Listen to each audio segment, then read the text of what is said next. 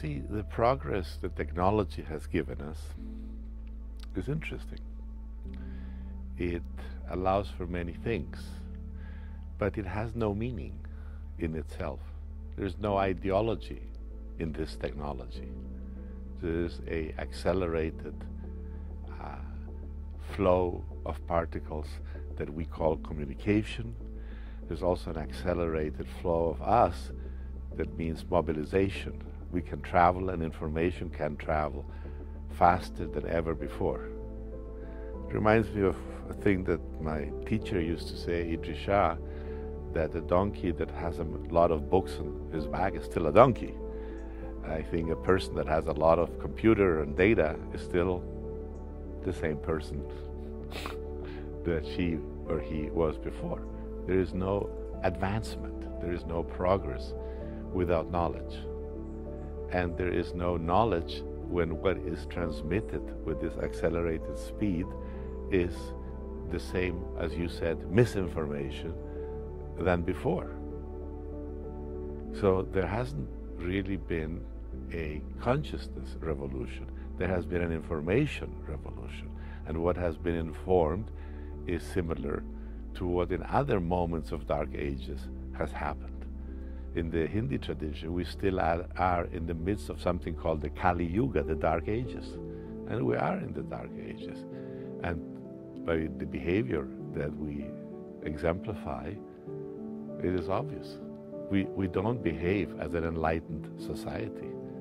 Enlightened societies don't have the level of homelessness and slavery that we still have.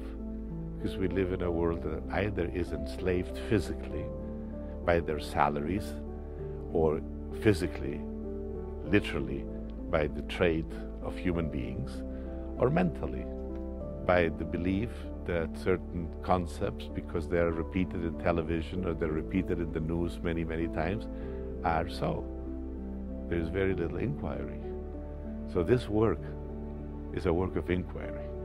Not just inquiry of why I am the way I am, which is an initial phase, but an understanding of the global evolutionary process in which we're born and in which we're immersed.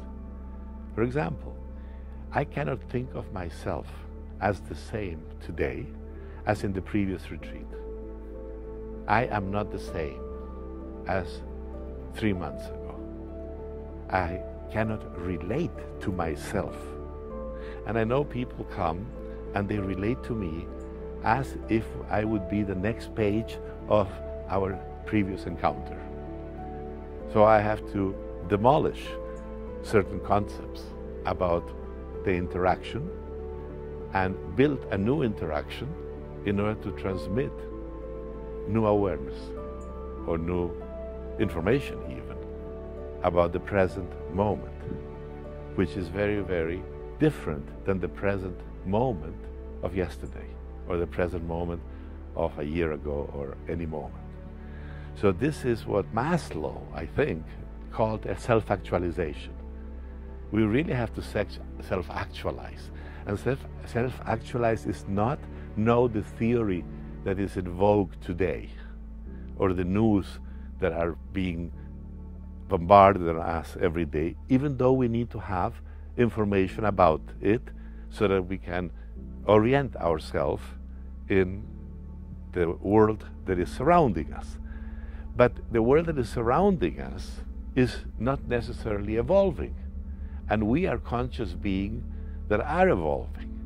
So if we align our identification with the surrounding non-evolving process, we stuck ourselves. And when we stuck ourselves, we have a symptom. We're not happy. Because this institution is constantly vibing into an expanded field. It is constantly growing. And then we look, what is the reason that I'm not happy? And where do we look? In the same place that we looked previously to become unhappy, outside.